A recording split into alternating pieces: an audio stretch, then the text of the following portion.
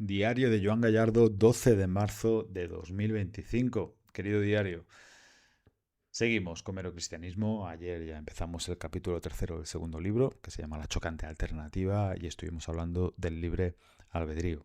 Pues hoy seguimos con ello. Enseguida después de donde lo dejamos ayer, dice C.S. Lewis. Por supuesto que Dios sabía lo que ocurriría si utilizaban mal su libertad. O sea, Dios sabía perfectamente lo que iba a pasar si nos daba el libre albedrío.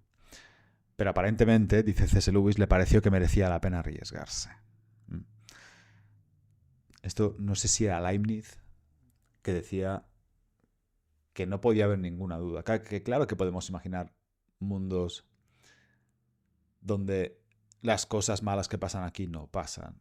Pero eso no hace de ese mundo el mejor mundo posible o el mundo más perfecto posible. ¿Sí? O sea, tendríamos en ese mundo a seres, como expliqué ayer, que no tienen el libre albedrío. Entonces cosas como el amor, como la amistad, ya serían conceptos diferentes a los que tenemos hoy en día, tal como los entendemos hoy en día. Y eso, si Dios existe, Él lo sabe mejor que todos nosotros juntos, además, porque hay que dejar de pensar que Dios no es más que un ser humano mucho más inteligente que el más inteligente de los humanos. Dios, si existe, es otra cosa. Tiene otro tipo de mente, inconmensurable, incomparable a la nuestra. ¿Vale? Entonces, como decía, creo que era Leibniz, estoy casi seguro que era Leibniz que lo decía, que nos guste o no, por fuerza tiene que ser el mejor mundo entre los mundos posibles que Dios podía tener en su catálogo de posibilidades. Y me parece que no se puede refutar esa idea. Sigo con el libro. Como decía, Dios sabía lo que ocurriría si utilizaban mal su libertad y aparentemente le pareció que merecía la pena arriesgarse. Tal vez, dice C.S. Lewis, nos sintamos inclinados a disentir de Él. Pero hay una dificultad acerca de disentir de Dios. Él es la fuente de donde proviene todo vuestro poder razonador. No podríais tener razón y estar Él equivocado del mismo modo que un arroyo no puede subir más alto que su propio manantial. Cuando argumentáis en su contra, estáis argumentando en contra del poder mismo que os capacita para argumentar. Es como cortar la rama del árbol en la que estáis sentados. Si Dios piensa que este estado de guerra en el universo es un precio que vale la pena pagar por el libre albedrío, es decir, por crear un mundo vivo en el que las criaturas pueden hacer auténtico bien y auténtico mal y en el que algo de auténtica importancia pueda suceder, en vez de un mundo de juguete que solo se mueve cuando él tira de los hilos, entonces podemos suponer que es un precio que vale la pena pagar. Y yo creo que es así. Yo creo que no tendría sentido. Y me puedo imaginar a Dios pensando en las posibilidades que podía hacer y descartando todas aquellas donde el ser humano no tenía libre albedrío. Todas en las que el ser humano no tenía libre albedrío. ¿Para qué crear un mundo sin libre albedrío? ¿Qué sentido tiene? ¿Qué sentido tiene? Como he explicado antes, ¿dónde queda eso del amor, eso de la amistad, eso del heroísmo, eso de la generosidad, de la solidaridad, eso de la valentía? O sea, no puede ser. No puede ser.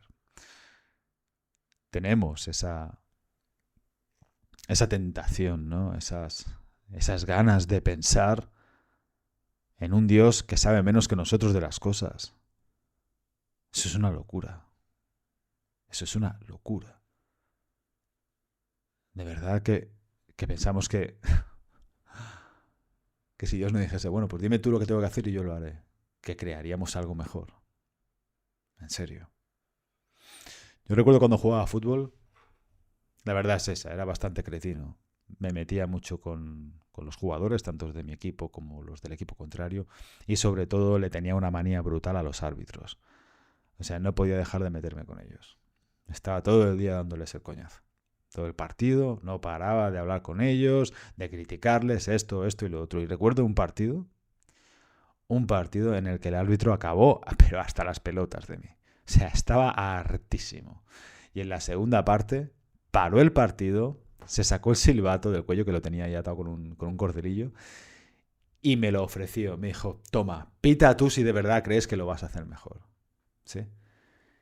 Y me quedé parado pensando, bueno, está claro que no me va a dar el silbato para que pite yo el partido, coño, que soy un jugador de uno de los dos equipos. Pero enseguida pensé, coño, es verdad. seguro, seguro que lo haría peor, porque no pararía de pitar a favor de mi equipo. O sea, realmente lo que está haciendo este tío, por mucho que yo lo critique, es algo que yo no sabría hacer, o que seguramente haría peor que él. Y bueno, en fin, si uno cree que Dios existe, uno tiene que entender también que juega a otro nivel, que juega en otra liga, en lo que se refiere a conocimiento, inteligencia, poder, omnisciencia, omnipotencia, omnipresencia, omnibenevolencia, todo. Y realmente podemos tener discusiones filosóficas y teológicas intelectualistas porque considero que son interesantes y necesarias incluso para poder entender mejor de lo que estamos hablando, llegar por lo menos a un par de definiciones últimas o un par de aproximaciones que valgan la pena. Pero en última instancia, si de verdad creemos que Dios existe, le tenemos que atribuir esos atributos necesarios filosóficos que debe tener un Dios si es que existe.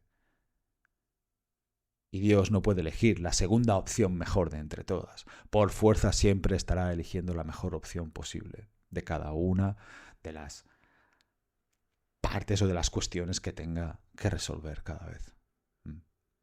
Y en gran parte, eso es lo que se llama fe.